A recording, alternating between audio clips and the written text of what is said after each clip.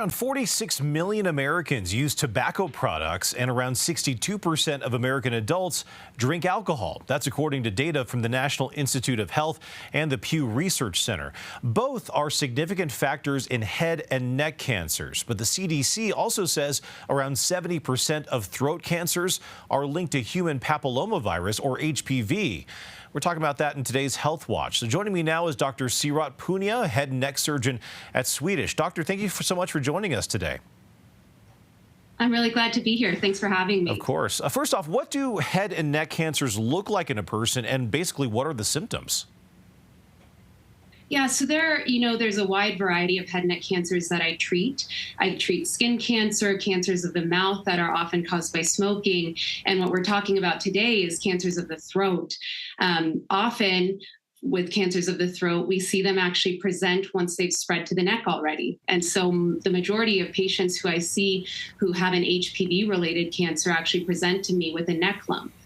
On that same note, though, because the cancer originated in the throat, we often see trouble with swallowing, pain with swallowing, changes in voice, and even ear pain. So basically, what else are you learning about HPV prevention, doctor, and correlation to the head and neck cancers? You mentioned perhaps a throat lump there, but is there anything else that you're learning about from this?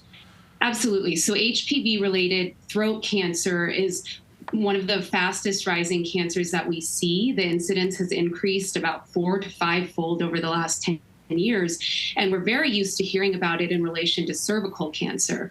Now, we found that the same strains that cause cervical cancer are the same ones that cause HPV-related throat cancer.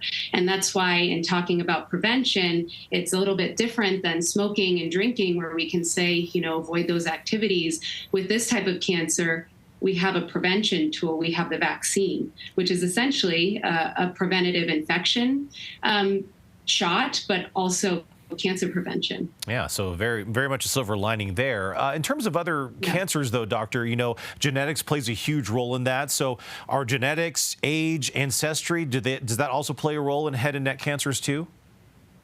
Sure. So, it all depends on what's causing the cancer. Specific to the HPV-related cancer, we're learning a lot more about it. The best thing we can say for now is being sexually transmitted.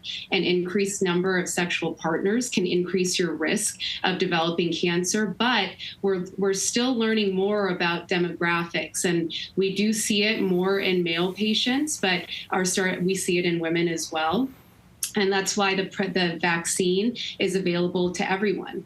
We don't base it on gender, background, any of that. Really, anyone from the age of 9 to 45 should be considering the vaccine. Okay. And then how are these cancers treated? You mentioned that there is a vaccine there. Is that like a 100% kind of thing, or is there ways to also prevent head and neck cancers from happening in the future? Well, we're learning that. So the vaccine has become much more prevalent and easy to access over the last decade or so.